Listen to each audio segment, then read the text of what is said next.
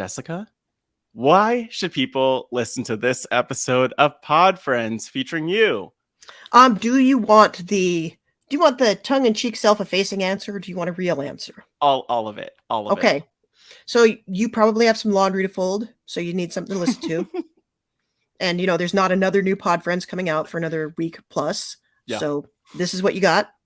But you should also listen to it because it is a fun opportunity to get to know a podcaster you've listened to for an entire decade, much to everybody's realization and shock. Thank you so much. I appreciate you. You're amazing. Not surprised you've been here a decade, and I'm excited for people to dive in.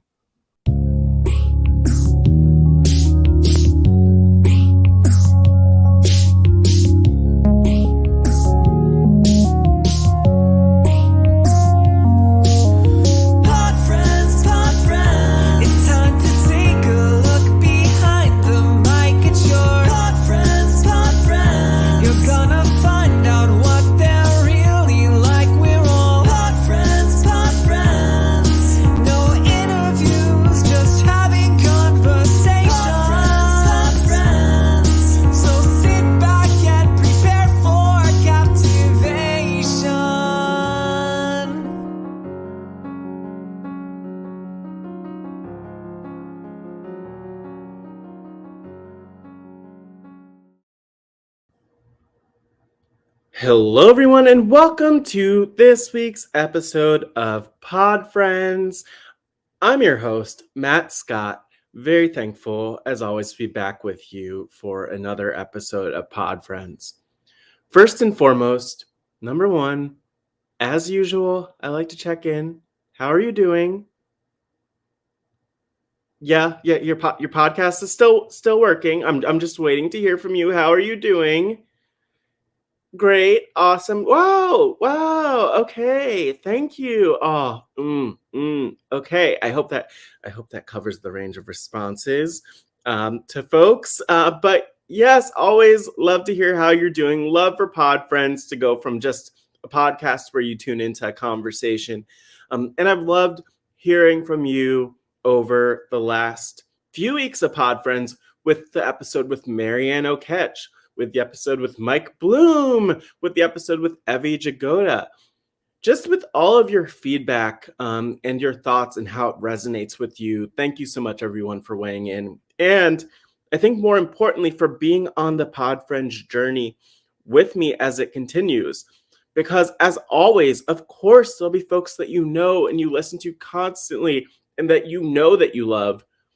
And there are also the folks that you haven't heard from as much, who are phenomenal, who bring so much to the table, and who it's super worth tuning in for.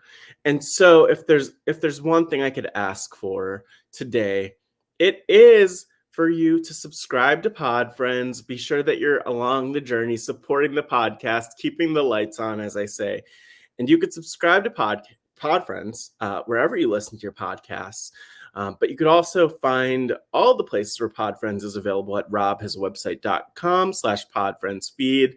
I personally listen a lot on Spotify. I know some folks listen to the feed on Apple Podcasts, but yeah, wherever you're listening, like hearing the sound of my voice, would love if you can either pull out your phone, click over to the podcast apps and hit subscribe.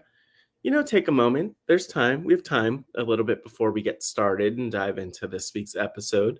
But also, if you are watching on YouTube, thank you so much. Number one, be sure to give that thumbs up, give that subscribe to the RHAP YouTube channel, which you can find at YouTube, on YouTube at robhasawebsite.com/YouTube.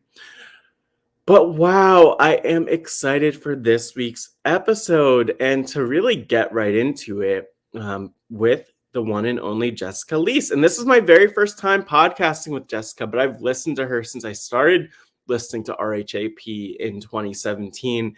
And Jessica's phenomenal. I think for me, coming into this conversation, not only with this being like the first conversation that I ever had with Jessica and the first podcast, but also just recognizing her role in the community, I came in with so much gratitude. And I'm entering listening back to this podcast now with you with so much gratitude, because Jessica Liese was one person who, leading into my interview for RHAP as a podcast back in 2020, just offered a little bit of reassurance. And she was one of the folks who I was definitely listening to more than others at that time, with the Mole Patrol podcast and some other shows. And I just remember her reassurance. And when I logged onto Zoom to do my interview for the RHAP class of 2020 and being a podcaster, just seeing her face and the friendliness and the reassurance there meant a lot.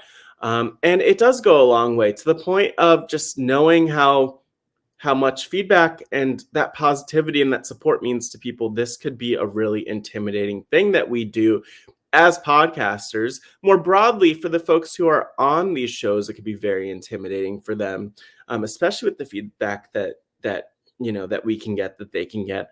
And I just love that Jessica's someone who gets it, who, spent some time on Jeopardy and also on Who Wants to Be a Millionaire, and talks in this podcast just about not only her relationship with feedback and navigating that, and what she learned about fandom and feedback, but also just how her life has evolved, not only from wanting to be a writer and radio DJ growing up, but also as an RHAP podcaster for more than 10 years now, and as a parent with a cute, adorable 6-year-old who we also talk about a little bit. And so much here. I don't want to hold back from Jessica's story, but also just want to appreciate how she shares her journey living with ADHD, with a later in life diagnosis, and kind of how that shaped how she thinks. And so, these podcasts, these conversations, you never really know where they're going. I'm sure Jessica and I could have a whole other one diving into so much more. But for now, I want to introduce you, or hopefully reintroduce you, to the one, the only Jessica Liese. Making her way to the podcast, hailing from New York, New York. You know her as a podcaster on RHAP as a podcast and post-show recaps, not only covering shows like The Mole, shout out to Anderson Cooper, The Amazing Race, shout out to Phil Keoghan, Bring Us On or Not, Survivor, but the list goes on and on, like Orphan Black, Pitch Perfect 2, Mr. and Miss Survivor reactions back in the day. You got her on the Game of Thrones podcast, The Pitch Perfect, The Office, The Walking Dead, Orange is the New Black, The Quest, The King of the Nerds, all of it. Oh, trying to catch my breath and keep up with Jessica Liese, who will run circles with you, around you, in the ring, as a boxer, as a mom, as a writer, as a brilliant person who I'm excited to interview on this week's Pod Friends. You may know her as Haymaker Hattie, but I know her as Jessica Liese. But it's something about the little red dot. Like this is Yeah. posterity now. Like everything you say is gonna be on the record. Oh my gosh. Like this is very intimidating, especially from you as a seasoned podcast. Like, Matt, you need to take this seriously. This will never be deleted from the internet. This will live on forever. That really helps with my. And now you have to justify your entire existence. Okay. Yeah, this is already heavy. Thanks a lot. Just, you know what? As like the more experienced podcaster, how do I start up this episode? I don't know what I'm doing in this moment. I'm the more experienced podcaster. I have been doing this a very long time. I think, but I'm not an interviewer though, Matt. I interview very, very few people. I talk to the same people every week, and I enjoy it when I get a chance to talk to somebody new. Like, I'm very excited to talk to you, but I don't really know. Like, I don't have the deep well of like, I do an exit interview with Rob every week, and that's about the extent of my talking to strangers. Oh my gosh, this is really intense. This might just be a standstill for a while for this podcast. Could have I can't really aim for the record of longest podcast. Don't do it. And I don't want to upset Marianne's record as shortest podcast, but we could try for longest span of dead air. There we go. That's what quality entertainment. we're gonna go for it.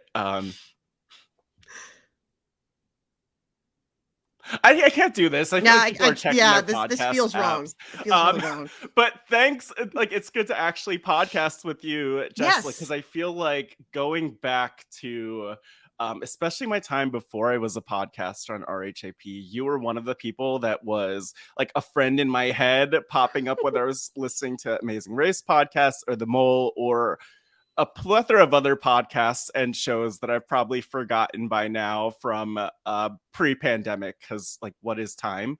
But I wanted to kind of like, number one, just have you on because like I've admired and been a fan of you as a podcaster, and we've never had the opportunity to actually do this together. So it's kind of cool because as we've discussed beforehand, I'm always transparent with the Pod Friends listeners. Like, this is my excuse to be able to talk with you and spend an uninterrupted hour or less or more, depending on what happens with you. But I kind of want to just ask like a broader question of like something I ask people all the time. But just like, overall, people know you from the podcast. They know you to talk about these shows. We haven't had a conversation, or you haven't had these conversations outside the podcast about who you are. So I want to ask the massive question: who are you? Who am I? Yes. I am an RHAP podcaster who has been doing this for longer than 90% of the RHAP universe. Mm-hmm. So I have been doing this for a decade now. This is a quarter of my life, which is a little scary. But outside of the podcast, I am a mom. I have a day job. I like to travel. At one point, I was a pretty serious boxer. Oh my God. Which I think is something I think that's pretty, like, that's come up before because I can be a real geek about it. But and I'm a New Yorker. Mm-hmm. I've now lived in New York longer than anywhere else I've ever lived, and don't see that changing. Mm-hmm. So yeah, I would say I contain multitudes, but so does everybody on this show, Matt. Yeah, I think there's a lot there and a lot that you mentioned to dive into, but one of the things that I was actually most curious about is your travels and just kind of the places that you've been, the places you hope to go. And something I read, and this may or may not be up to date, but I heard, and actually, I think I've heard this a number of times, and I'm sure you've reflected on this a bunch on the Amazing Race podcasts, but about not only being an epic world traveler, but also someone who'd be horrible on the Amazing Race. Your words, not mine.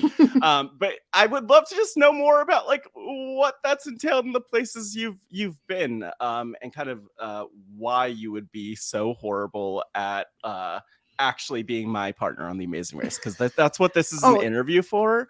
I and see. I'm trying to figure things out. Yeah, I'm going through the podcasters and community members one by one to see who could really, help carry my weight through a race for $1 million. I'm definitely not the person for that. I can start out with why would I be terrible at the Amazing Race? Please. Because, and I think you see this, there is a moment in this season prior to the most recent season that just encapsulated this would have been me. And it was Penn Holderness in the mail tunnel in London. And the roadblock was just ride the little mail train and then go into this bin of mail and pull out a clue. Mm-hmm. And this is the team that ends up winning. Yeah. This is kind of a rare moment, but Penn goes through the ride. He goes to the bin of mail, pulls out the clue in about 20 seconds, and then stands there for a good 30 minutes. Like, this can't be all there is. This isn't the real clue. The clue is supposed to be yellow. This is black and white. What do I need to go back in and look for another clue? And people just kept passing him, and he's not really in the moment. He's not saying, well, they got the clue and left. Maybe I should just leave and see if this is okay. He's just stuck in his head. And I would get stuck in my head. I'd just be like on that gear. I'd just be like grinding there for a minute, looking at this clue, like this can't be the clue. And this would be me on every task. Like, Oh did my I do gosh. this correctly? I'm not even going to see if somebody asks me, because what if they come over and I'm wrong and I have to do it again? I will be wrong on television. That's why I can't do The Amazing Race. This is stressful. Like, and I feel for you with that. And I guess like it is a very different skill to be great at the Amazing Race than it is to be great at traveling in general. So there's that. But I mean, one thing I'm just fascinated by, to stop with that, is that as someone who is in their head, I mean, you spend a lot of time processing thoughts and sharing them outside of your head. Like, I guess I don't know. I can't wrap my head around being stuck in that moment. Though I do remember Penn finding the clue immediately and just kind of.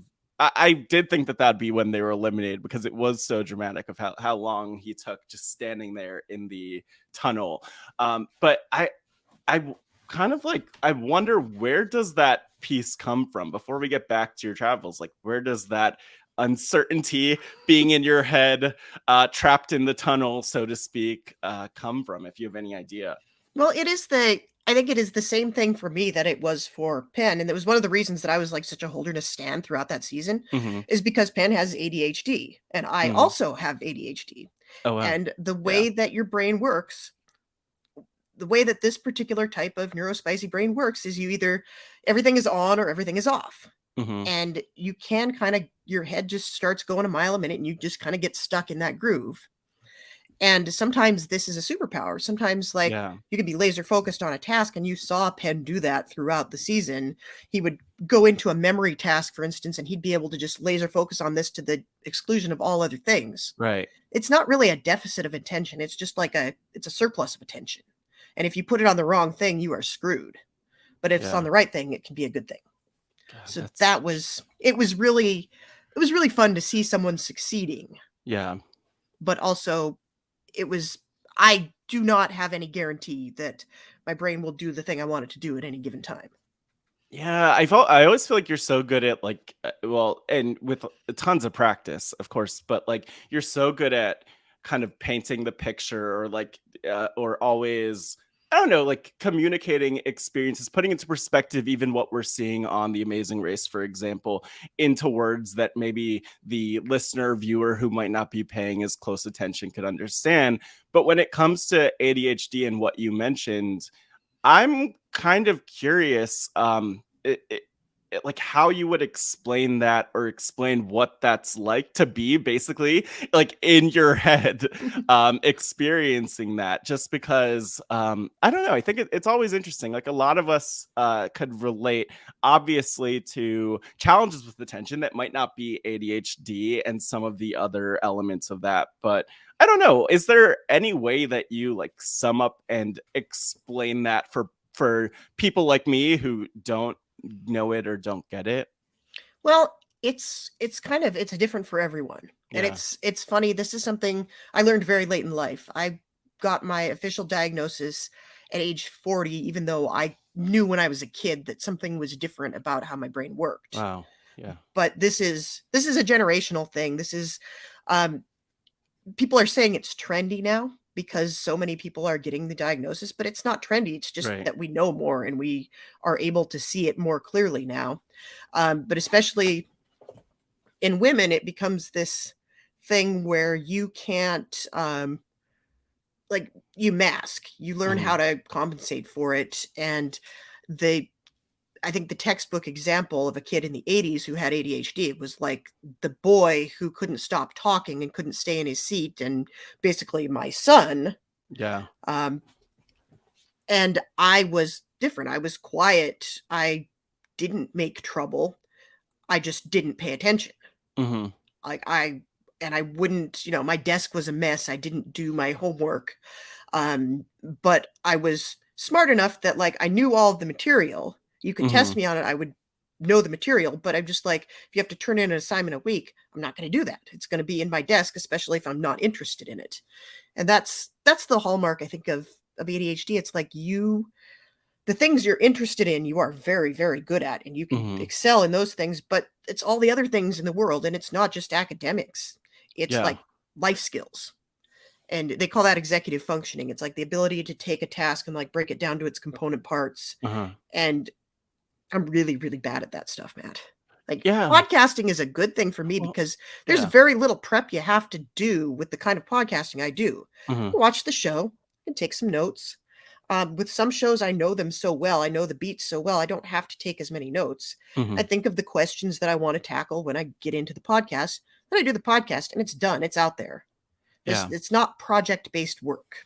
No, it's interesting though, like to hear that, and I appreciate you sharing more of that just to paint the picture. But the thing that I wonder about is like, especially thinking of something like I like talking about the Amazing Race in general. With you Mhm. in particular, it feels like an honor. It's like I'm going from pausing the podcast and being like, oh my gosh, here's what I would say in this conversation, to actually like being in the conversation with you about this.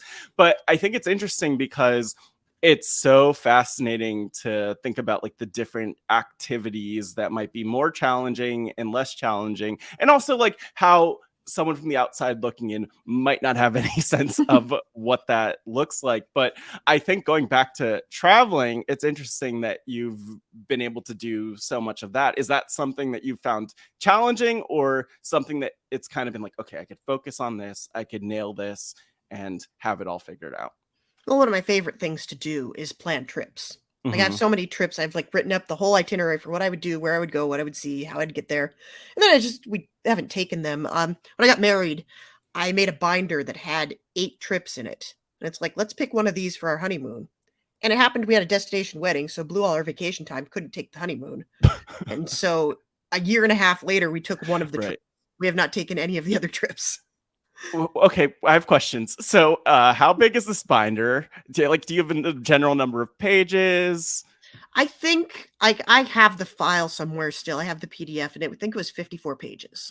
And so then where did you end up? Well, one, where did you end up going? Now I'm just nosy and curious about the all of the locations for this. Yeah. But yeah, where did you end up going? And then where were the locations that you didn't end up, or that you haven't gone to yet, I should say? The one we ended up doing was Scotland because Hmm. it was an easy flight and it was something we didn't really have to stress too hard. We'd both been to the UK before. I had been to Scotland before, and I was 5 months pregnant at the time we went, Oh so wow. it was, we don't wanna be, potentially somewhere way out of our element in those circumstances, so Hmm. it ended up being an amazing trip. We went at the exact right time of the year. I think Hmm. late May is the time you wanna go, everything is in bloom. Um, if you're a history geek, like, that's the best place for you. I really fell in love with Aberdeen in particular, Hmm. which is just it's not a touristy city. It's but everything it's got its own distinct look. Everything there is made of this granite. Everything is, like, kind of cold and gray, and Oh my gosh. the architecture is beautiful, and the people are very nice, and we had a blast everywhere we went, but we did Aberdeen, Inverness, and Edinburgh on that trip, and then the ones Mhm. we didn't go to, Yeah. I'm not gonna remember all of them, but there was one that was, the northern coast of Spain and France, Hmm. um, so, like, San Sebastian, Bilbao, Bordeaux, and that's one like, that's my ultimate bucket list one I definitely wanna take at some point.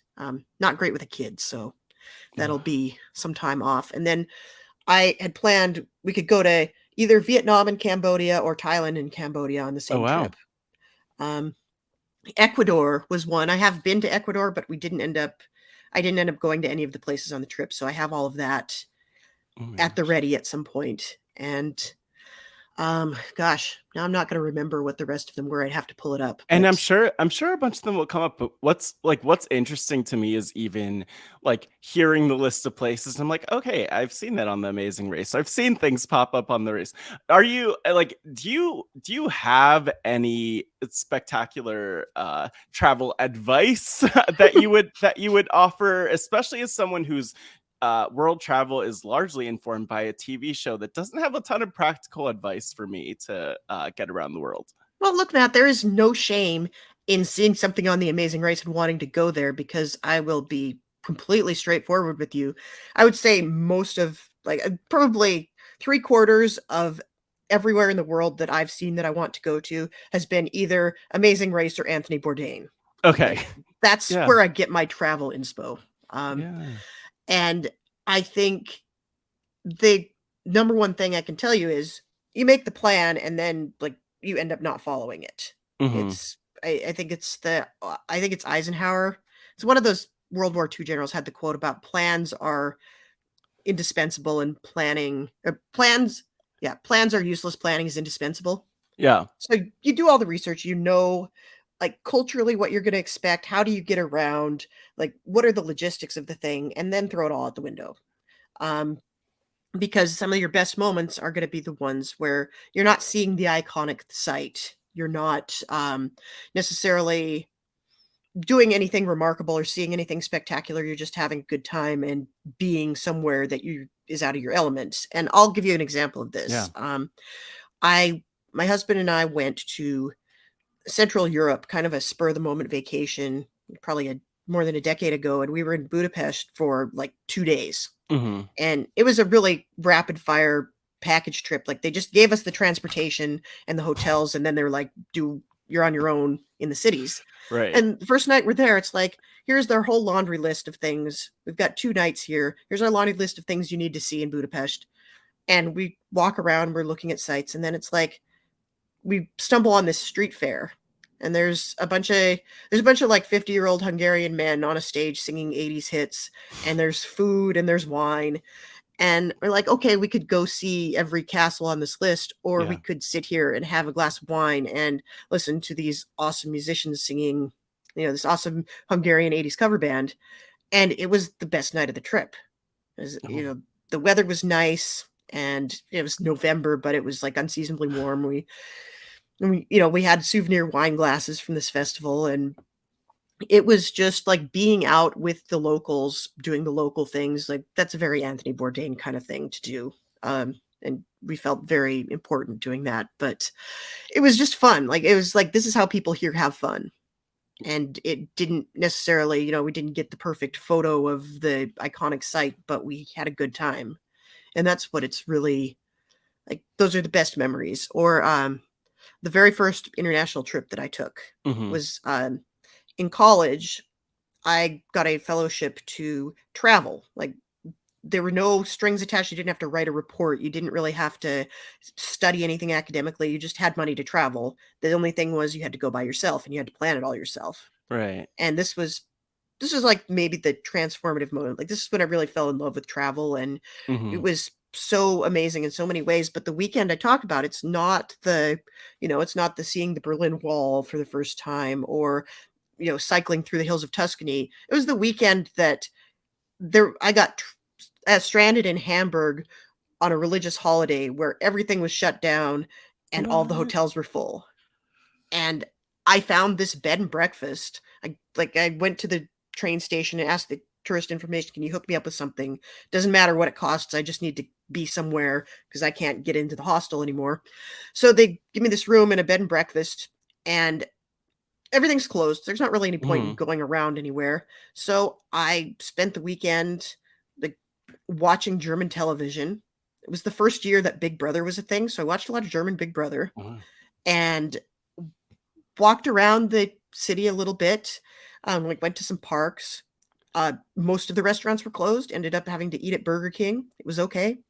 Um, the people in the bed and breakfast were super nice. Like let me take extra food from breakfast for the day, and then I just watched a lot of television, went for a lot of walks, and it was the best weekend. Because it was like Wow. I didn't feel the pressure to have to like take in every iconic site. You're not going to see it all.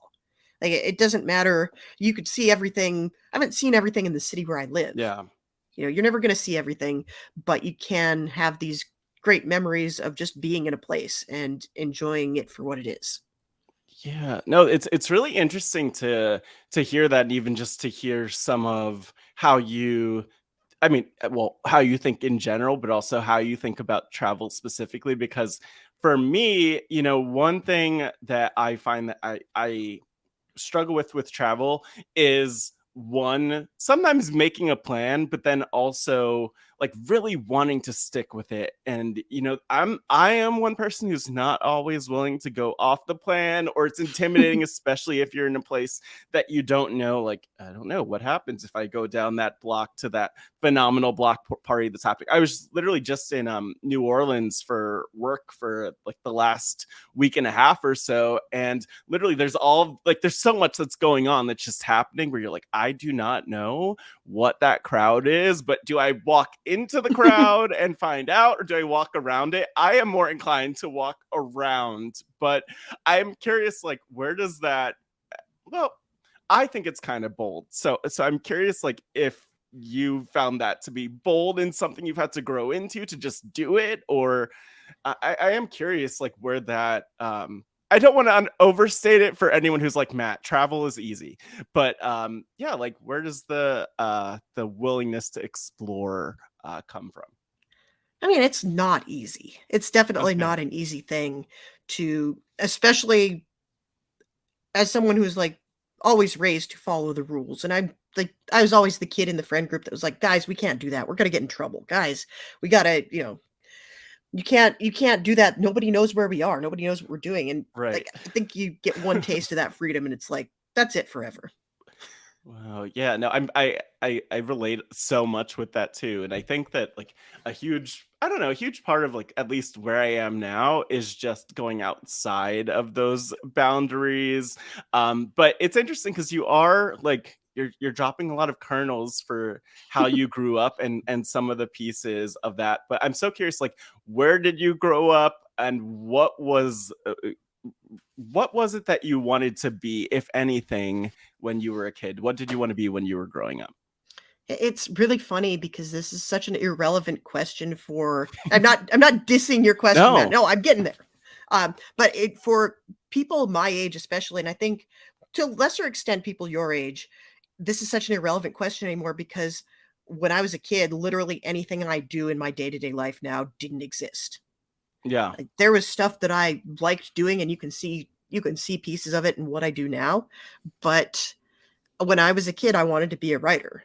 And that Hmm. was pretty much the only thing. Like, it was writer or radio DJ. So there Okay. you go. There we go. Podcasting is basically radio DJing without the infrastructure. Yeah. Um, but I really like I would write stories, like just based on like characters in my life. Like I'd write about my friends and I going on adventures, and nothing ever good. Like I read books constantly. Um, and I also like I've been into music my whole life. I took piano lessons from a very young age and I Hmm. have a music minor actually. And mostly that was around one professor that had the same music taste as me, and so I would write papers on like new wave for him, Oh and wow. that was how I got my music minor. Um, Mhm.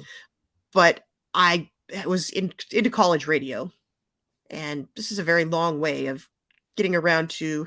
I wrote for my college paper. I did like music reviews, and I was the arts editor for a year. And those were kind of my parallel paths. Was like I liked music, and I liked writing, and I liked books, and those were kind of the main things that drove me as a kid. And it was, I think, very frustrating to my peers, and I think most of the adults in my life, that I'd rather just be reading a book somewhere than doing literally anything else. And that is still true. Mhm. I'd still literally rather be reading a book than doing pretty much anything else. But I was raised. I grew up as like a kind of a people pleaser, and like I Mhm. was very motivated by I just don't want to make anybody mad. And so Yeah. this is how you learn to mask. Like if you're not paying attention and you get in trouble for not paying attention, it's like the end of the world. So I got very good at Yeah. hiding that, and very good at making things look very effortless. Um, so my room was constantly like you couldn't see the floor, Mhm. but I'm getting straight A's in school and I'm not out drinking on the weekends. So it's the trade off. I'm a good Yeah. kid at heart. Yeah, it's interesting though to hear because it's so, I don't know. So much of what you mentioned, I'm like, I could really relate to this. And it's like I don't know. I guess I haven't really had the benefit of gaining like a ton of perspective on that, but definitely as someone who is I'd say in some ways recovering people pleaser, but when I really think about it at the end of the day, it's like there's still a lot of that just embedded in how I show, whether it's like working on things that ultimately are social issues and helping people, or just how I show up in my day-to-day life. But kind of like looking back, I guess I wonder, do you have perspective yet on that time growing up as a people pleaser? Did that ever change or evolve, or is it, I'm curious about that. I mean, I wish I could say I became very punk rock and didn't Yeah. care what people thought. That's always the aspiration, isn't it? Yeah. But it's just recognizing it in yourself is a really key thing. And this is something Mike Bloom and I have talked about to some Yeah. extent, because as a podcaster, as a very minor public figure, Mm. there are people out there that are talking about you and you want to know what they think, and you can go very, very deep, making sure you've seen Yeah. everything that everybody has possibly ever said about you. And you can drive yourself pretty nuts doing that. Yeah. I've had to really, like, being able to identify it in myself and know when I'm doing it. It's like I can back off of it now. And I think it's been something I had to learn how to do over time, because just thinking like someone out there doesn't like me. Mm-hmm. Like, I'll just get stuck on that. It doesn't matter how many pieces of good feedback I've gotten in a day. I will get stuck on that one thing. And it turns out there's an actual clinical term for this. And it is a comorbidity of ADHD. It's Oh, wow. rejection sensitive dysphoria. And it's Wow. like the thought that somebody out there doesn't like you, it will stick in your craw forever. Wow. And just knowing that that's a thing that happens in your brain makes it easier to ignore it, but it's never something that totally goes away. Yeah. It's in fact, John Irving wrote this in one of his novels, and John Irving is a problematic figure, but he was one of my favorite authors growing up. And he wrote in his book, Until I Find You, that his concept of hell is you can see the people that are still alive after you have died. You Oh can my see them gosh. talking. You know they are talking about you, but you don't get to know what they're saying. Well, Wow. that's horrible. That is a very good that's a very good perception of what hell would be. Oh my gosh. Yeah, there's a lot there, and I think that I appreciate you even going there and mentioning that, because it is like, I don't know, the internet in itself. So you actually referenced something a little bit earlier that jumps out to me in terms of like what you want to be growing up versus what existed. Like, my first job out of college, and even in my career now, it started with focusing on social media and working at a social media agency that like hadn't existed when I started college 4 years before that. And just seeing like how integral technology is to kind of where I've kind of been going, and the direction has been very interesting. But social media and feedback, I feel like, has evolved so much from even when I was doing that work, because that was like 2014 to 2016 for Mhm. me. And it was a much nicer, more pleasant, more communal place, which is so bizarre to think that we were there. I mean, not even 10 years ago. And now things are just, I feel like social media, for lack of a better term, is a shit show in so many ways, and Mhm. everything's kind of blown up. But I also think it's interesting, like, with there's definitely your journey as a podcaster, of course, which is one thing to talk about, but also, um, you famously were on game shows, two-time game show, in my mind a winner. Some might disagree, but there was Jeopardy, Mhm. famously, Who Wants to Be a Millionaire. And I'm curious, like, how, as someone who, and I probably could like find my way to this personally, but as someone who has those things in your head where you're like, there might be feedback, I might hear from people. Like, what was it like, one, being on TV in those ways, but I'm also curious, like, what it was like deciding to be on a podcasting network where, you know, people would hear your voice and maybe think things about it and maybe have feedback. I'm curious about your time in the limelight, maybe? I don't know. Well, the funny thing is, Matt, you referenced it yourself. It was a very different time. I would 100% not go on Jeopardy now, because I don't know if you have seen Jeopardy Twitter, but we have a No. whole, like, there are Facebook groups for Jeopardy Yeah. alumni, and one of the stated reasons for creating one of the Jeopardy groups that I'm in is because when you go on that show, social media comes for you, Mhm. and they say some very uncharitable things, and it's really something that a lot of people wouldn't expect going on Yeah. Jeopardy. It's like, why do people care so much about Jeopardy? Like, what kind of person sits at home saying mean things about the sound of somebody's voice on a TV show? Like, Mhm. who would do that? The answer is, in 2023, a lot of people. Wow. So, back when I was on the game shows, I think when I was on Jeopardy, we had almost no social media. I don't even think we had MySpace at that point. Oh, wow. And I got some people tracked me down and send me an email, but it was all positive. Like, there Okay. was, the guy that owned the record shop that I used to hang out at in high school saw me on Jeopardy and sent me a note, a very nice note. And then somebody tried to sell me toner for my printer and said, "I saw you on Jeopardy. I thought you might be interested in this." I'm like, "No, I am not, sir, but thank you." That's I was just gonna Yeah. say, very really random, but I was gonna say, I don't know if you specifically mentioned looking for toner on the I Jeopardy, did but not. I did trying not. It to was maybe not they're my trying to be helpful.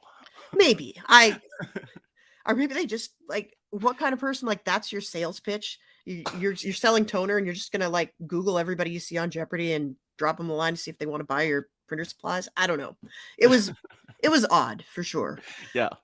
Um, but there wasn't there was a Jeopardy message board that Mhm. Sony ran, and that was about all the interaction you ever got about Jeopardy. That was all the discourse there was. Mhm. And Millionaire, like, even 6 years later, Millionaire was quite different.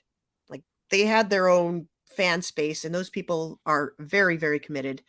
And my experience on Millionaire was not a positive one. It Mhm. was statistically, and I know this because I couldn't stay off that message board in the days after the episode aired, Yeah. much to the detriment of my mental health. Right. Somebody on there calculated that the odds of the way the game shook out were like 1 in 12,000. And I got that 1 in 12,000 terrible board and terrible distribution of clues, and Right. asked the audience, and 75% of the audience get it wrong.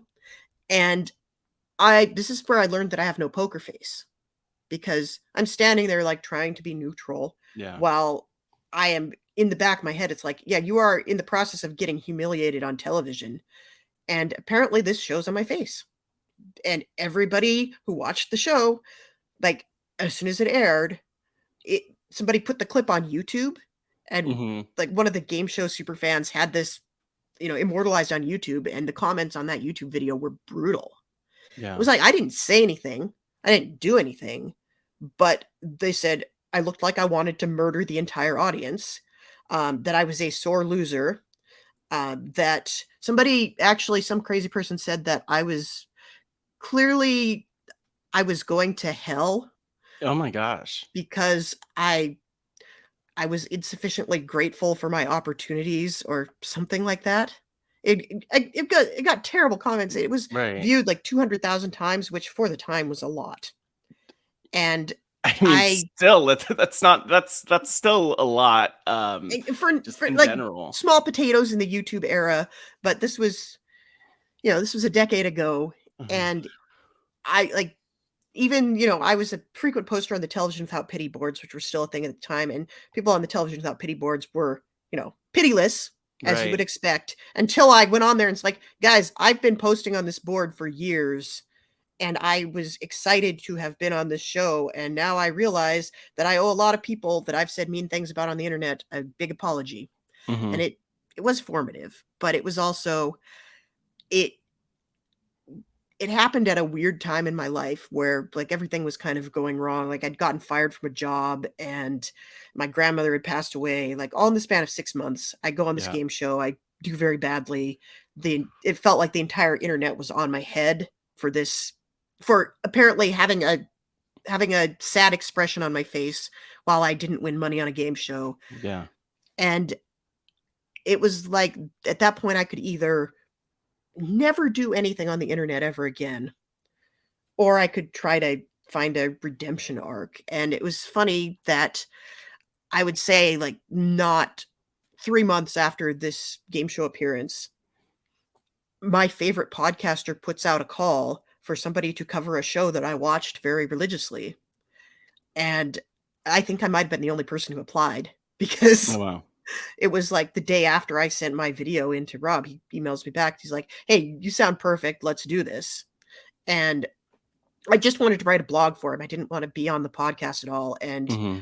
that, of course, changed over time. And I am very lucky to have gotten in on the ground floor with Rob. But it was kind of like, if I didn't send that video to him, I would probably still be regretting it. I would Wow. be, it really kind of changed everything as far as like how I view like interaction with people on the internet, how I was able to put myself back out there. And it Mhm. was really, it came at the exact right time. Wow. It's like it's intense, and I appreciate you sharing all that, because there's, I mean, so much that's different and so much stays the same.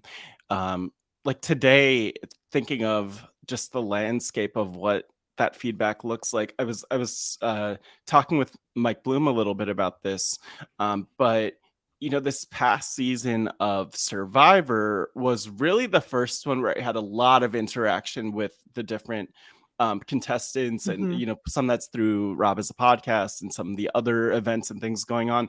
And it really, I don't know, I felt like more personally invested in the humans that were part of the experience, while at the same time seeing a lot of really horrible, hateful things toward a lot of Mhm. those people. And it is like, it's kind of scary and jarring just to think that, like, so much of that harsh feedback, or that harsh culture of feedback still exists. And I don't know, it's odd to, I don't know if it's odd to think that, like, you could go through that 10-15 years ago or so, or you could, and you could still go through that now. But Mhm. It I would am be curious. worse now, Well, yeah, 100%. yeah, that's actually one thing I'm curious about your perspective on, as someone who also covers these shows. But, like, is there, I don't know, I almost imagine that you're able to see things and appreciate things as someone who's kind of been through it, that a lot of other people might not be able to appreciate. Like, I mean, just before even going back into your podcasting journey, I'm curious, like, how what you went through with the shows, and in particular with Who Wants to Be a Millionaire, kind of affects how you look at these characters and people where we're watching now. I mean, I'm always really careful to separate what I'm seeing on TV from the human beings that did the things I'm seeing on TV. Mm, And it's something, and I've gotten it very wrong in a couple of cases where I have felt, and I mean, longtime listeners of the podcast will know the two specific incidents I'm thinking of, where there's been somebody on a show who I feel like they're a little more in the public eye, can probably take it a little bit more, mhm, and I've been a little more critical of them, and it's blown up in my face, because it turns out that the more of that feedback you've had, the more personally you take it. mhm, And it, but by and large, I'm really cognizant, especially because with Amazing Race, I know that almost everybody in the cast is going to hear it at some point. And most of the feedback we get has been positive. I've actually have made friends with some of the contestants, like people if I was in their city, I'd hang out with them, mhm, and have had a lot of really great positive interactions. And then every so often, I I get it wrong, and I feel terrible about this.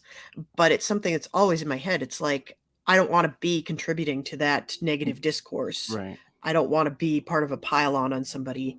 And I would say that the people that go on these shows are, like, most of them are not well prepared for it.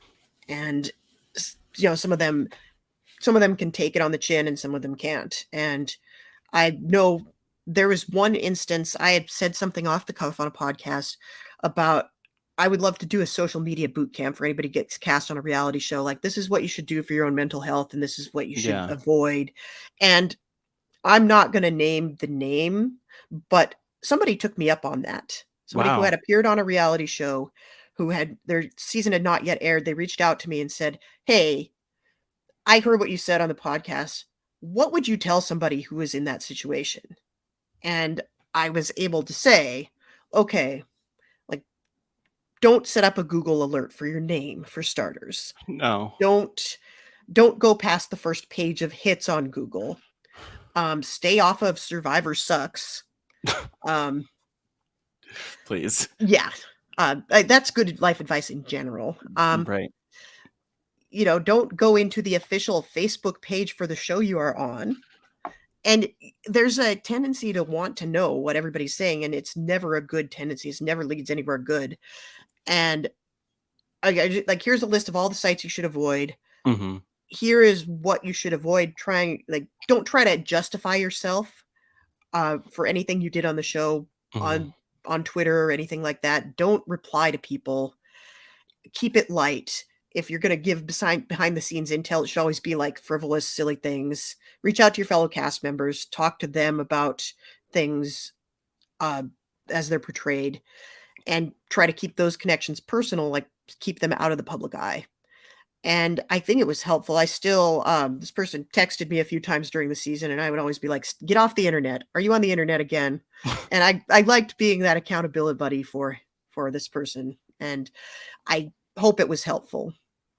So but it was something I was glad that all of this knowledge that I've gathered over time was useful for somebody.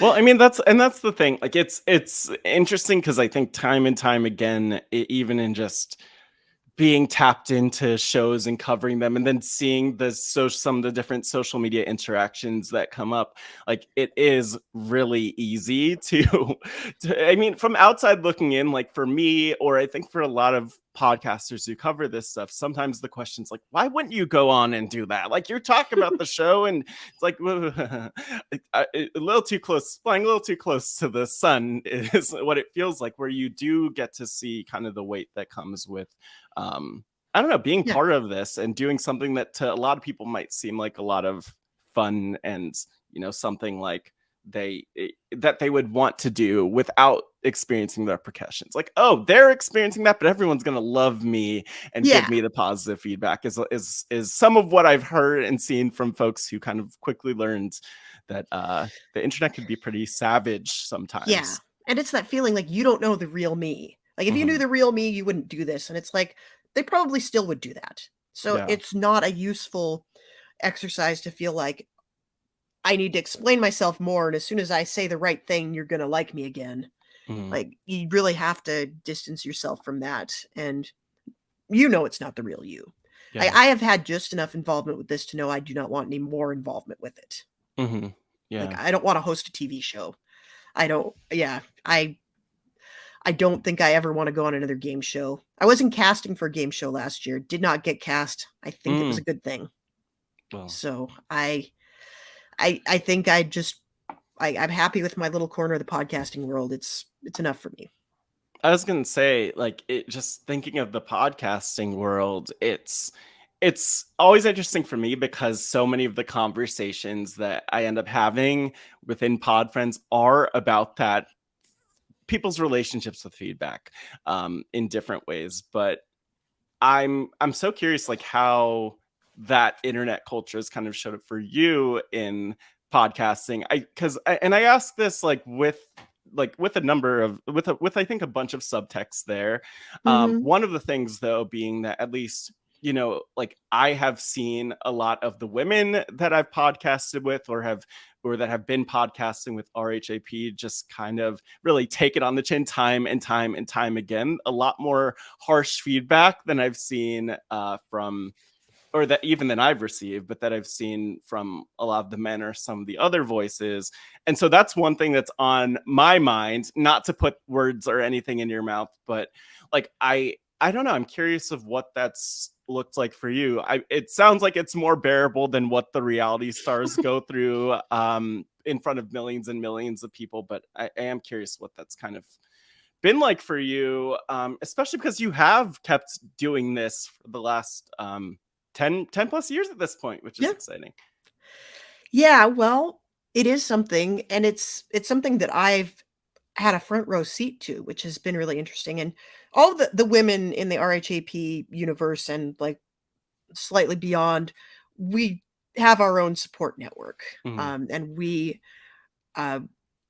do, like, if something comes up, like if we have somebody who is bothering us, or if we've gotten some like terrible feedback, we have people that can kind of talk us through it and help us feel better about it. And it's really funny to me that almost every fan circle that I'm in, or every activity that I do, there's like a separate group for the women to get together and talk about the things that the women go through. And that has been indispensable, I think. And I've been happy to see that grow, because when I first started podcasting, there were very few women that were in the RHAP space. And I would notice things like, I think I did get a lot more criticism, and it wasn't something that anybody did consciously. And maybe it was just because I was wronger about things than Rob was, but I would get the negative feedback. If there was negative feedback to be had, I would be the one that would get it.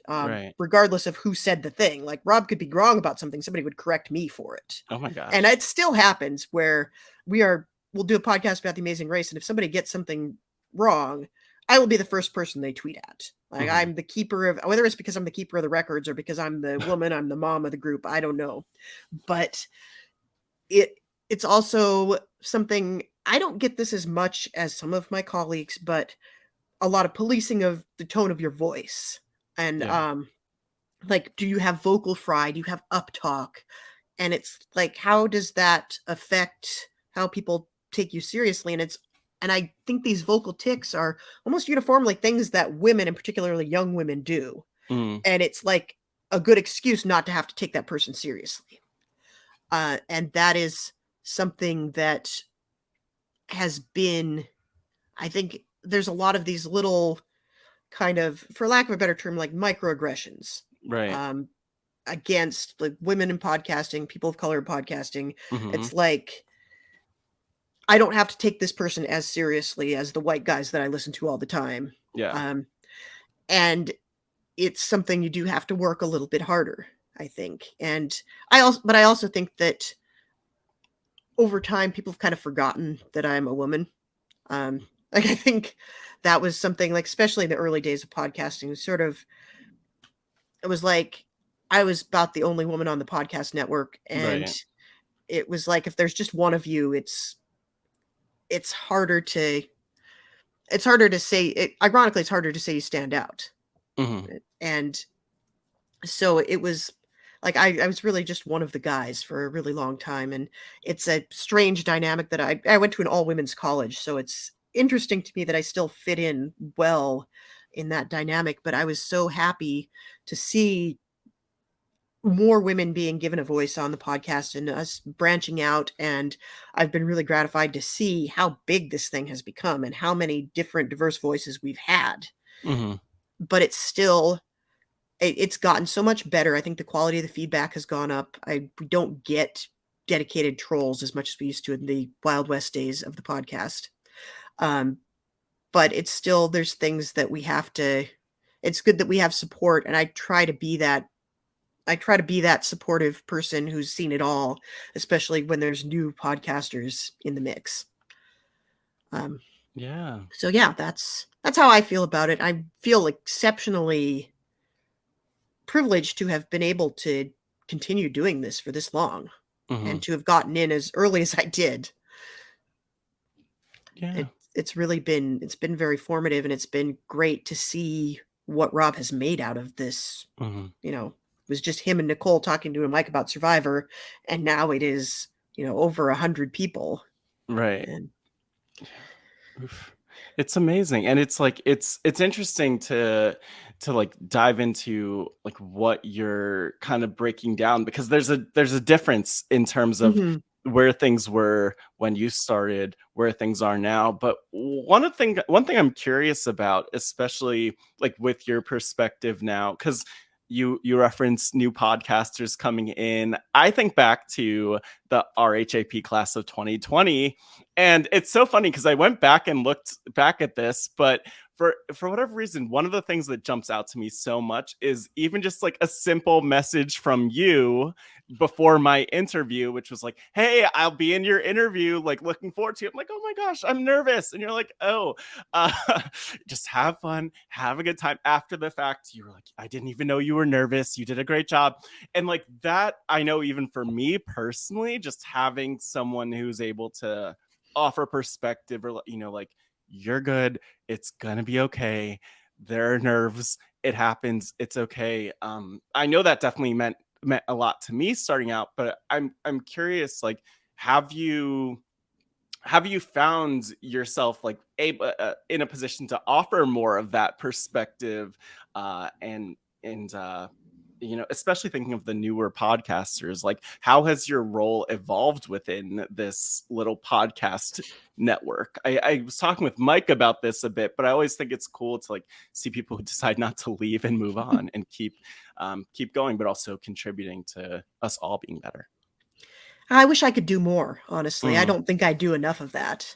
And like with you specifically, I just remember your video just stuck out as somebody like, we want this person on our team. He's doing such interesting work. I want to know more. I want to make sure that he feels like he could be a part of this community.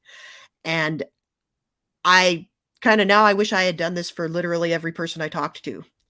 But Yeah. I had so much fun being on that panel with the class of 2020 and Yeah. meeting all these people and finding out more about them and what they wanted to do for the network. And we've done so many cool things with it. And it's like, these people don't need my help by and large. Everybody is kind of shooting stars all on their own. I mean, Pod Friends is a great example of this. You've done such a cool thing with your space. And there are people like, I don't even listen to their podcast and I want to know what they have to say on Pod Friends. And it's just like, I hope I'm doing it justice, to be honest. Yeah. And, I have tried to make myself available when people need that kind of support and tried to get people's voices heard. But, I'm also, the running joke is that in the steakhouse that is RHAP, like the Amazing Race coverage is the vegetable platter. Okay. It's like we're on the menu because we have to be, but nobody's going to order it. No. and it's like, I think you'd rather hear from one of the A-list on the podcast. If you want advice, go straight to Rob. You don't need me. No, and I think, and this is like one of the things that I feel like comes up a lot, is that it's not like, no offense to Rob, and I think I don't think he'd be offended by this, but like everybody, like there's always something that everyone contributes to the podcast, that something contributes to the perspective. And I mean, I think Rob would probably be pretty bored just listening to Rob talk about everything. Like if Rob took over the wrestling RHAP, Pod Friends, all of it, like it just wouldn't be what it is. And I think the thing that's tough sometimes is that you have all of these voices that contribute to, like, I think of it as a constellation of important voices. Now, some definitely receive more of that, like, attention or acclaim than others. But I think that's, I think that's one of the things that I'm really working on, which is helping people understand, like, each of us has a place and a role within this, and it contributes to the broader purpose. Like I don't think any of us brings everything to a podcast, because podcasting in my mind has always been and will always be a team sport, as long as it's not an individual podcast, but it will always be a team sport, right? We can't all be Mark Maron, right? No, we can't all be Mark Maron. We can't all be Bryce Isaiah at times. I get it. But no, it's like, it is always a team sport. And I think that's one thing I've appreciated about RHAP, that I think it's people are willing to help and support and to help others along the way. Even if it means taking time away from like all the actually important, meaningful things that they do in the world, like work and life and family and all the those small things that are kind of important. You make a good point. Like, everybody's got something to bring to the table. Mm-hmm. And sometimes that makes me feel like, well, you've got stuff you're bringing to the table. You don't need my help. You're doing great on your own. Mm-hmm. But I think if there's something I could be doing to help the community more, I would love to be doing that, because it has, it's brought so much to me. I'm a listener just as much as I'm a podcaster, if not more. Mm-hmm. I was a fan of RHAP from the Fishbowl days, honestly. Wow. Yeah. So I've been listening since like day one of RHAP, and this community that has grown up around it has been tremendous. It's been such a fun thing to watch grow. But I sometimes feel like it is growing beyond the scope of like what I do. Mm-hmm. I talk about, the third most watched CBS reality show, and people listen to it because it's in their feed. There are some shows that I cover that people don't even watch the show anymore. It's just like it comes up in their feed. They listen to the recap because it's there. I mean, you're worth listening. I will say, like, I have definitely done that work. I'm like, let me tune into the Mole podcast. Let me tune into the Amazing Race.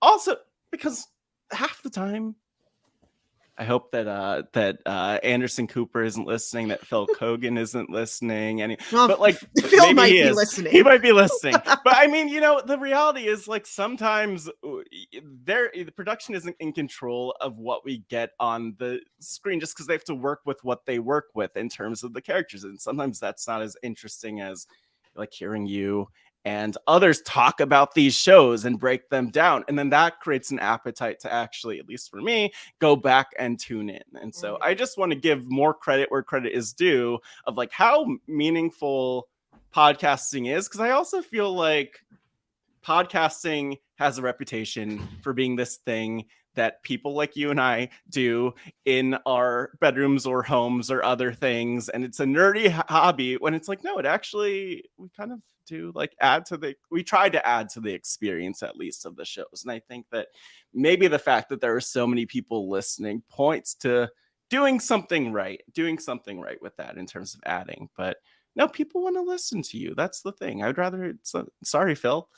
Now I feel like I'm very defensive. But bring up, Phil, if you're listening, bring us on Tough as Nails or on The Amazing Race together. I can only think of one show I'd be worse on than The Amazing Race, and I think it's Tough as Nails.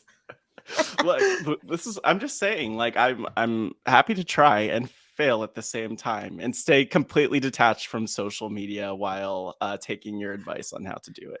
And can I just say, this is the thing that I'm still, and Rob is tired of me talking about this, because it continually, every day of my life, it blows my mind that, I do a podcast where I talk about a TV show for fun.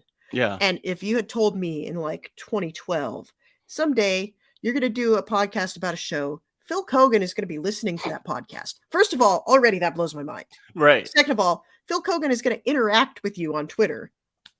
That happened. Phil Keoghan is going to reach out to this podcast and he's going to give some feedback. That's already amazing. Now he's going to insist that he get to be on the podcast. You get to be on a podcast with Phil Keoghan at some point in your life. 2012 me is already like on the floor. And now he's just going to start showing up every week to talk about the show with you and your podcast co-hosts. And he's going to know your name and know who you are and take feedback from you about the show. That all really happened. And that is still, like, that will never stop blowing my mind. I think that's awesome too. And it kind of points to something that I think is really interesting, which is that there is sometimes like this starstruck nature to what we do. Like, oh my gosh, like I remember I met Suri Fields from iconic. I could probably have just said Suri, and 99% of people would have, but Suri from Survivor, and I froze. I was just like, what?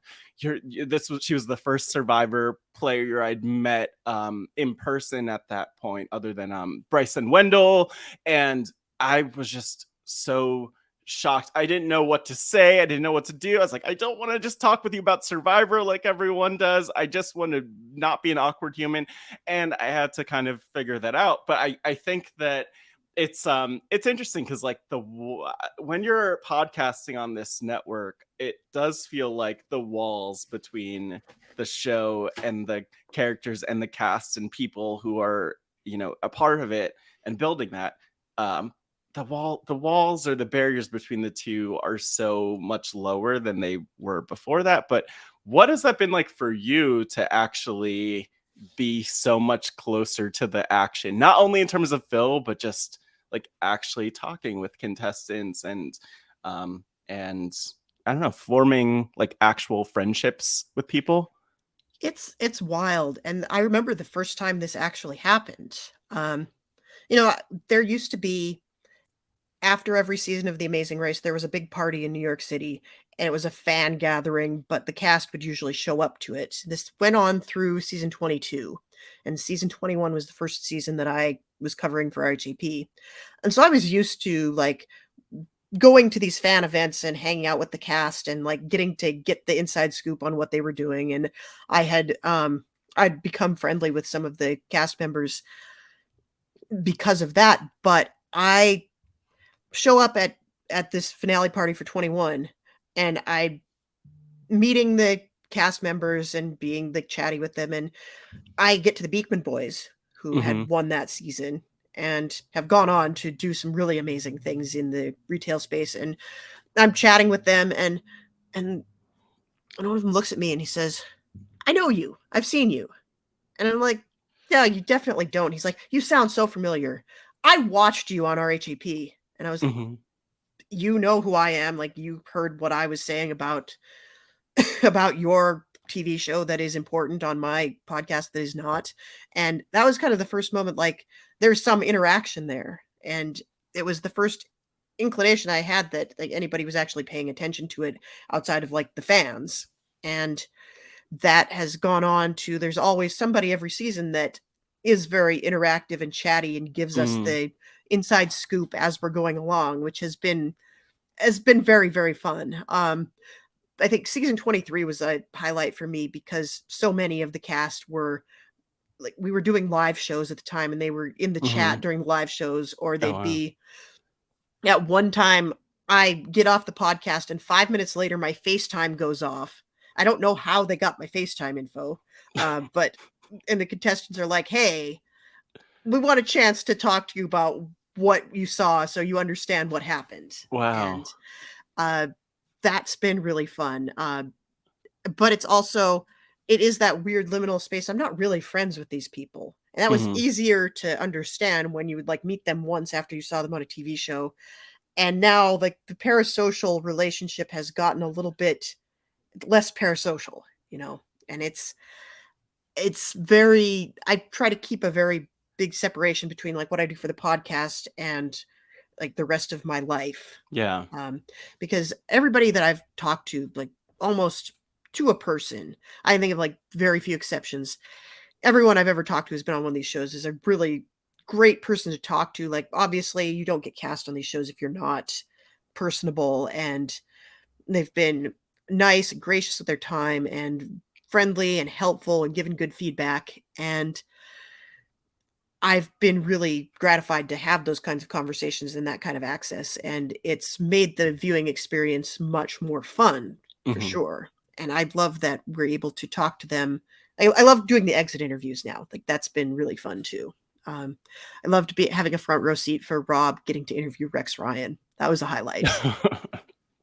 him having his fanboy moment with Rex Ryan, of course. I've never seen him like that. It was great. I know, and you know, I was looking forward to that. Maybe most all season, like, let Rex, you got to just go out. Rob needs to talk with you. Rob needs the moment. Yep. But like, it's cool to hear about that, and also just to think of the fact that these are I mean, we as podcasters, the people who are on the shows, Phil Keoghan, these are all real three-dimensional people, maybe more dimensions than three, I don't know, but like full people. And I am so curious, like, to just talk more about or learn more about what your life is like outside of the podcasts now, especially compared to like when you started with the network. Just because I love for people to get the window into these things, into what life looks like, but also how it's probably changed dramatically. 10 Yeah. time passes. 2012, I think, was when you joined the network, right? Yeah, that was 2012. So what's life like now, especially in comparison to back then? Well, I think things have shrunk considerably. Like my life has gotten a little bit smaller. But I live with two humans who couldn't care less about reality television, although I'm working on one of them. Oh, that's a good. Well, I was gonna say, good that they could care less. Having to work on one of them. That's a lot.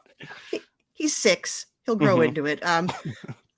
But yeah, I wasn't at the time that I started. I got married in 2014 and got engaged in 2012, like a couple of months after I started podcasting. Wow. So, yeah, I have a 6-year-old son who was born. Actually, Amazing Race was really gracious in this regard, because I told Rob when I knew I was pregnant, I said, I'm going to have to take that whole fall off because I'm due in October and I'm not going to be able to do a season of The Amazing Race. And Rob's like, that's cool. We'll work it out. It's fine. We got Mike now. And then Amazing Race ended up not airing that fall. So it was like they took leave because they didn't want me to not have a chance to talk about them. So yeah, I haven't missed a season. But my son is it's hard to overstate like how much of your life is transformed when you have a kid, and people who don't have kids kind of resent it when you talk about it as if like I think my life is better or somehow more evolved, which it's not at all. It's just things are different in a way that is very hard to describe. Like no second of your time is fully your own anymore. And that gets a little bit better like as they get older, but it's really a new level of multitasking that you didn't know was possible until you have a kid. And it's like you have to be responsible for keeping a human alive, but then the world still expects you to do all the other things you used to be doing, and you have to do them as well, if not better. But then also there's this new presence in your life, this gigantic responsibility. And, I don't really get to, I don't hang out with my friends in person. Like this was prior to COVID. I still didn't get out in the world doing social things. Yeah. Pretty much since I've had a kid. I still have my best friends in my group chat, none of whom watch reality TV either. Wow. My best friends have tried to watch Amazing Race sometimes, like just so they know what I'm talking about. Or it was a big deal that first season of Tough as Nails. I think I got most of my friends on board with that just so they could revel in what I was going through. But yeah, most of my social life, like I reference RHAP things. They know who my co-hosts are and they are familiar with that, but it's a completely separate sphere. And my son takes up, like, as well he should, he takes up a large portion of my time anymore. Like if I'm not at my day job or doing a podcast, I'm hanging with him, and he is very fun. Like 6 is a very fun age. And there's kind of a, like every progressive age gets better until you hit 4. 4 goes off a cliff. 4 is terrible. 5 got a little better, and 6 is fun again. And we are at the point now where we can kind of enjoy some of the same media, which is a bonding experience. And, we can play games together. We can read books. And he's really he's my favorite person. He's just a cool guy. He's so funny and so perceptive and smart. That people talk about their kids like this, and I know it's boring to hear other people talk about their kids, but every parent thinks theirs is the exception to that. Yeah, and I mean, I think the thing I appreciate, I always think it's, well, I don't know why, I think it's really interesting to hear people talking about their kids, mostly because it's like, one, I actually had an odd amount of feedback from people who were like, thanks for talking about parenting and what that's like from a variety of perspectives, whether it's people like I think of David Bloomberg. I think we probably spoke a lot about parenting, and just some of the other folks who've been on, because especially in the context of like what we do, like parenting does not come up on most of these podcasts unless it's something about a comment that someone might make on a show like Big Brother or Survivor about their parenting, and people will critique everything when it comes to Big Brother, so not as fun. But I think it is nice that you give a little bit of the context on just what else keeps you busy, and also the separation of things at times, because I could relate to that in terms of sometimes feeling like I'm walking a line between like wanting to be as engaged as possible, but then also as a non-parent, I will say there's just life outside of that and things to focus on outside of that make that difficult. And I think just the fact that you could share a little bit about what you've been up to has been nice. On the parenting front, though, I wanted to ask. I noticed, look, I saw on Instagram you do these lunchbox notes. Oh, I did that all summer. Yeah. And so, by the way, beautiful art. I didn't realize. I mean, and I think that this is one of the things I love about like just talking with different podcasters. It's like, oh, you just have this hidden talent of being like basically a Disney level animator. No big deal, NBD. But yeah, I noticed that, and I'm so curious to hear about any of your like rock star parenting techniques, but also about your very cool lunchbox art. Yeah, well, this was a thing. My son was going to summer camp in downtown Manhattan last summer, and my office is in the West Village, and so every day I would take him to camp, and then I would go to the office for the day, and he had to bring a lunch every day. Like, he doesn't anymore.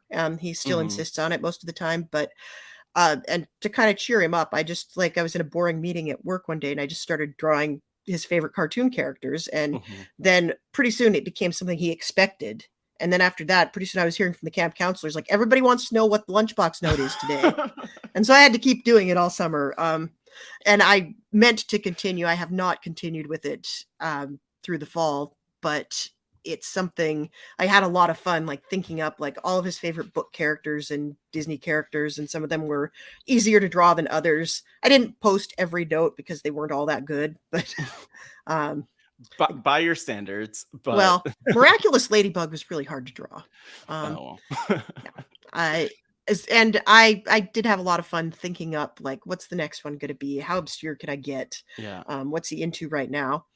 And I hope he's going to go back to the same camp this summer, and I will probably start that back up again, because it made a big difference for him. Like they do like a social story at the beginning of each day. Like, here's what you're going to do with every interval of time. And when you get to lunch, it's like he knew he's going to open his lunch. There's going to be a note there. And it gave him something to look forward to. And that was helpful for him in kind of getting through the day. So I know how important it is and how much fun it was for me. So it's just something I need to make time for.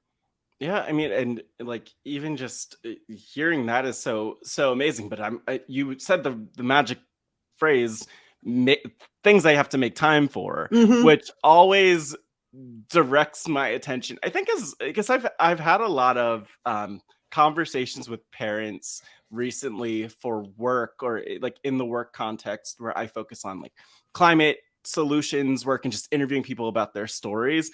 And I'm always not only amazed about how much space kind of obviously kids take up in a parent's life, that I see that a lot as an uncle, even with my two nephews.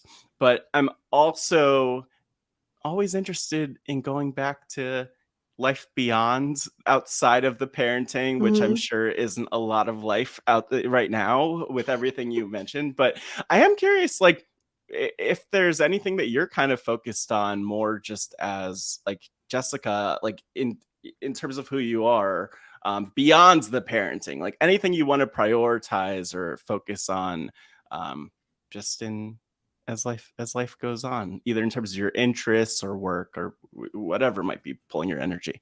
Well, we're in a pretty crazy busy time at work right now, with a lot of things changing around me, and I really love the company I work for. I think they do great things in a space where it's typically hard to do great things. So Uh-huh.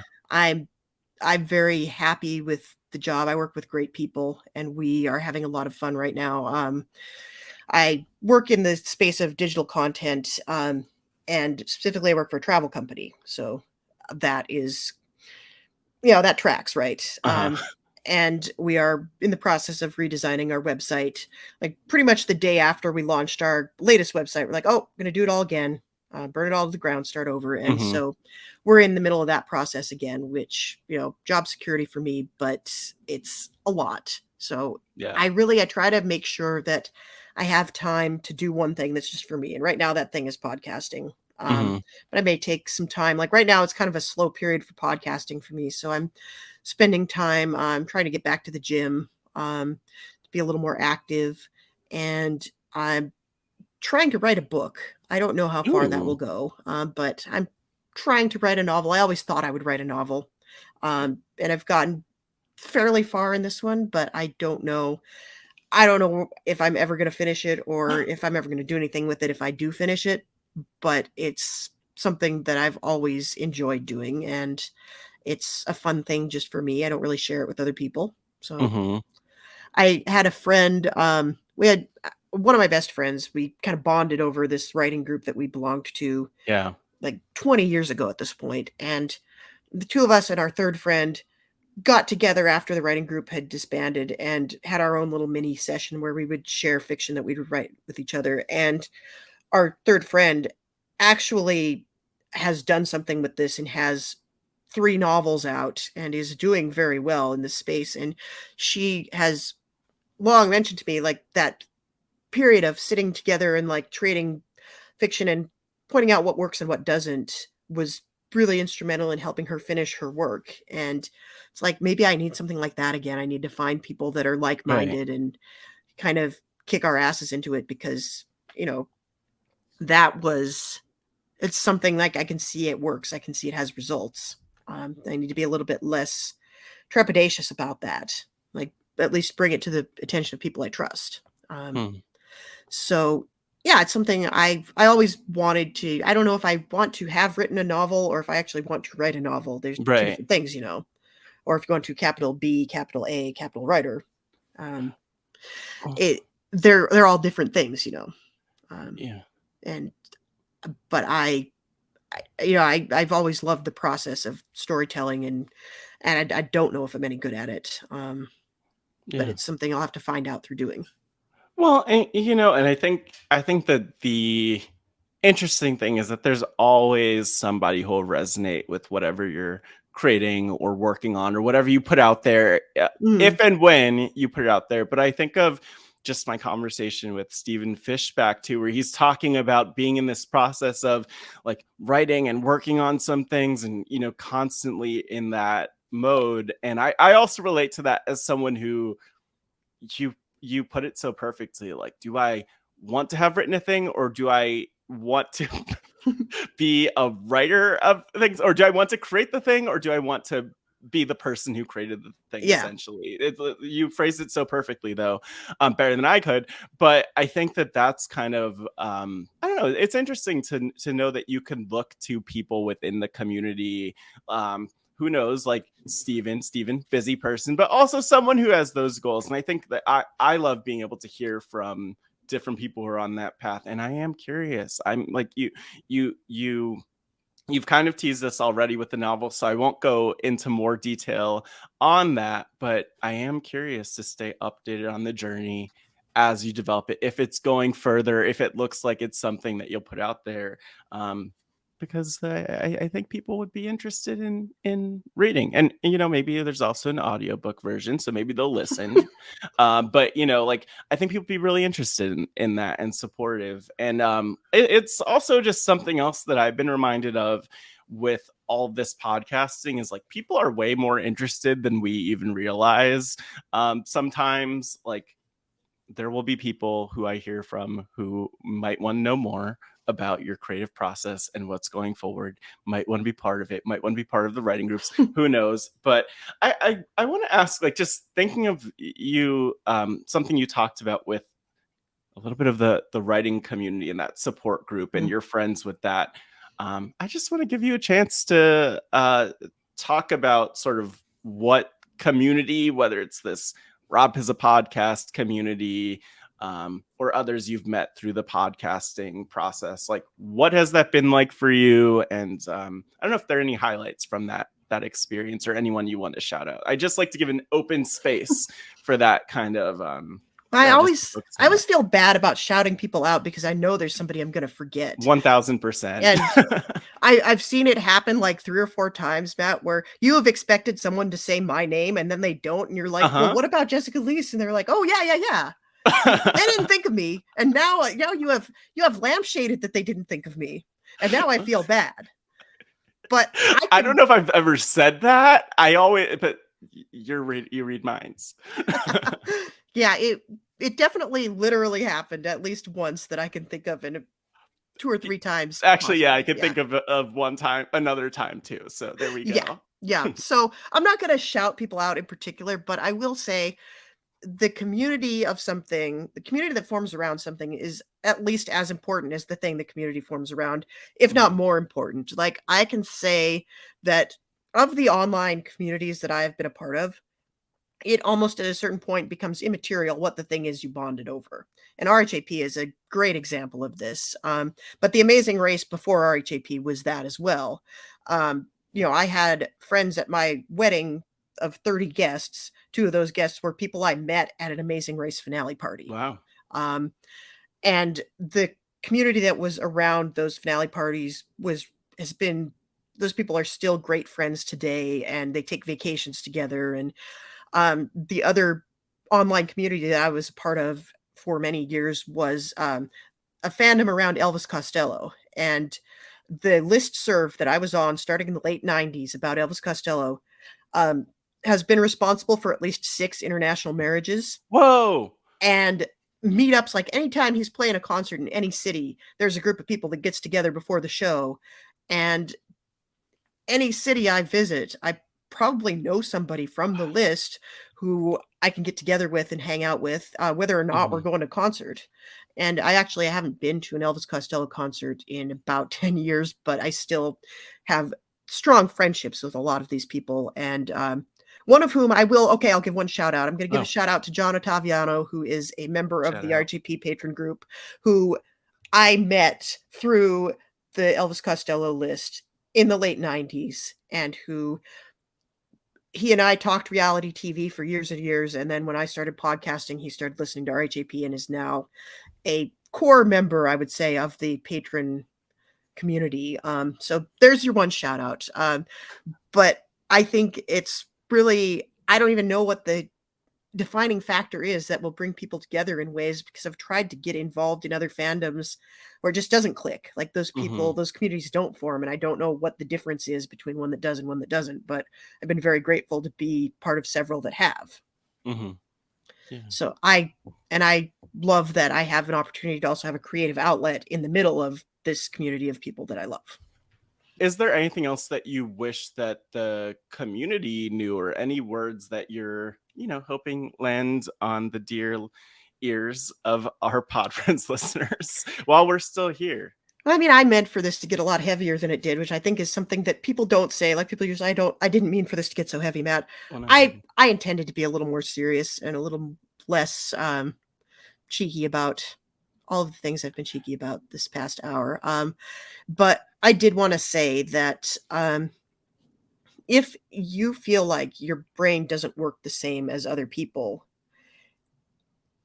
it's not that there is something wrong with you. Like, it is, we are all unique human beings with unique processes. And if you're feeling like something about you is broken or deficient, it's probably not you. It is probably just that you have not found the system that works for you. And I, as someone who, like, for years just thought, why is this so much harder for me than everybody else in the world to do, like, whatever X thing was? Like, some things are easier for me than they are for other people, and that's true of everybody. And I think if you don't know what that thing is that's going to make things less difficult for you, you got to keep looking. It's out there. There's supports for you. There's, therapy, medication are just like, those are the basic things, but there's also, there are books that can help you. There are people you can talk to. There are support networks for anything that makes you a little bit different from everybody else. You can find your community, and you can find things that I don't think things that you don't need to be fixed, I guess, is the thing I would say. You can find your outlets and the things that make you feel more gratified, and be proud of the things you're good at too. Yeah. In hearing that, because there's a lot there, like, are there, I always feel like when I'm, speaking about whenever I'm giving like a heartfelt message to folks, I always feel like there are like certain people I really hope receive it, or like I just imagine people experiencing certain things and hearing that message and it meaning something to them. But are there like certain people or certain I don't know, like certain things that people are going through that you're like, I want them to hear this message? And I don't know if that connects with where you've been, but I mean, I'm the always thing curious. I felt like what I just said went absolutely nowhere. But Oh the no. thing I think the person I would most want to reach out to is like that person, usually a woman, not always a woman, who Mhm. grew up without people noticing that there was something like neurodiverse about her. Yeah. And it's something that goes very undiagnosed in women, like ADHD and autism as well.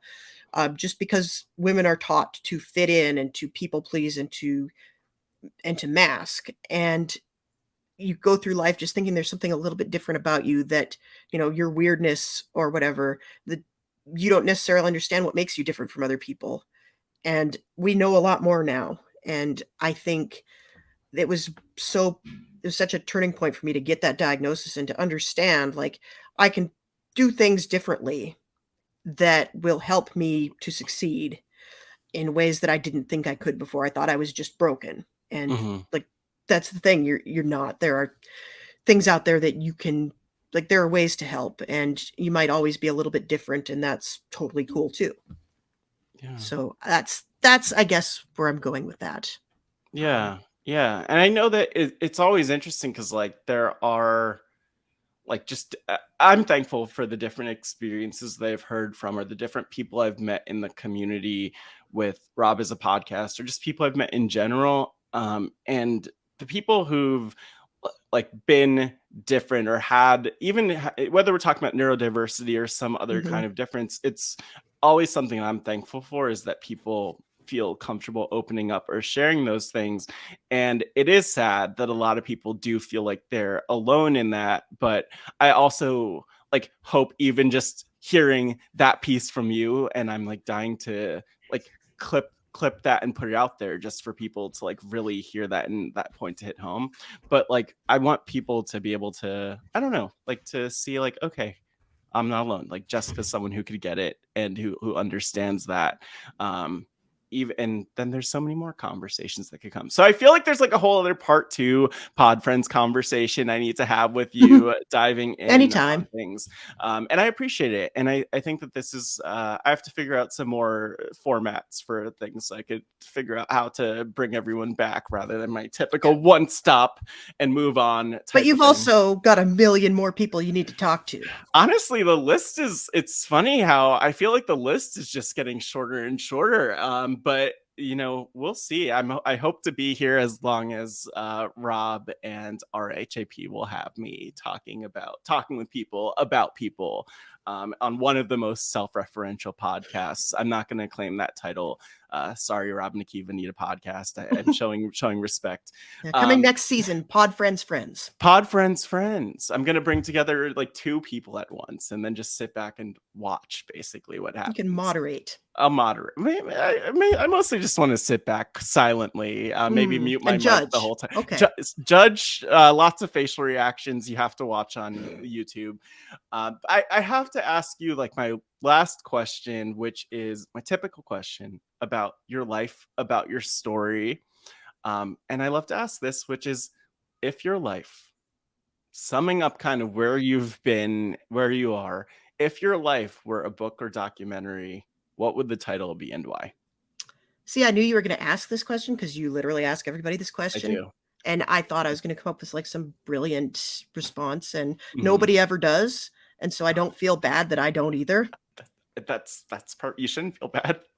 Yeah. So I will go with, I'll go with a term that is like kind of a, I'm going to go with the word scatterbrain. That's what you got. It's kind of it's like a sort of a pet name. Like it's not an unkind term that you would use for a kid like the kid I was, but it's certainly not a compliment, I think, the way that it's taken. But it's Right.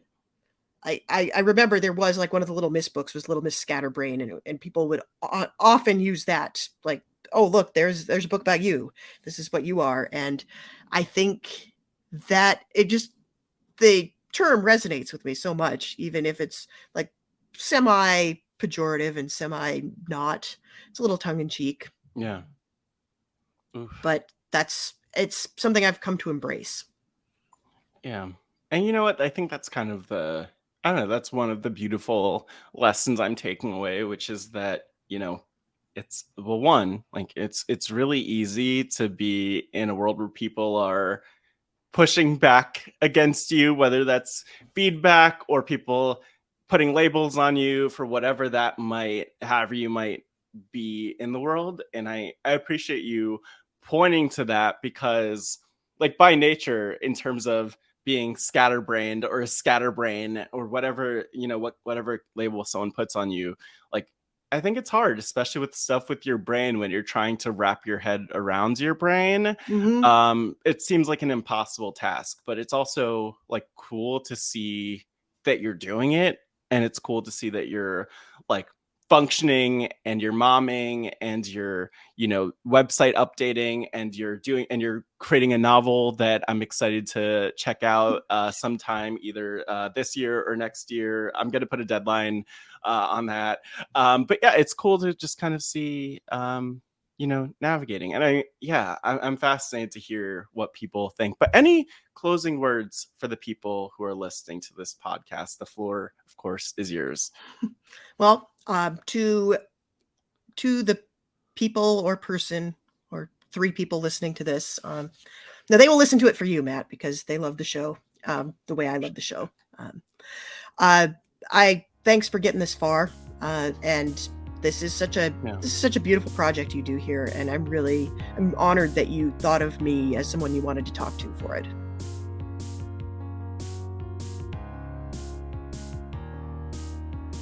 Thank you so much, everyone, for tuning into this week's episode of Pod Friends featuring Jessica Liese. And I love this conversation. I love the fact that I was somehow able to scam Jessica into coming on Pod Friends and talking with me, and going from being a friend in my head to someone I actually have connected with. I love Jessica and admire her and her coverage and her voice in this community so much. And I'm thankful that it's still here. I'm glad it's been here for 10 years. I hope it's here for another 10 years. And speaking of which, if you want to keep Pod Friends around forever for the next 10 years, I don't know if they're even 10 years of guests, but who knows? Subscribe to the podcast at RHAPisawebsite.com/podfriendsfeed or wherever you're listening to the podcast. Let me know also what you think, and also reach out to Jessica. You can find her at Haymaker Hattie. That's Haymaker, Hattie, on social media. But you could also find me on social media too, at MattScottGW, at HeyPodFriends. Shout out the episode. Let me know what you think. Let me know what resonates. And of course, you could leave a voicemail for me too, if that's easier, at speakpipe.com/podfriends, or an email at podfriends@RHAPisawebsite.com. But so excited and thankful for you being on this journey, getting to this point in the podcast. And again, so thankful for Jessica. Excited for you to tune into next week's episode as the Pod Friends train continues. But until next time, as always, I'm Matt Scott, and I just want to thank you for being a Pod Friend.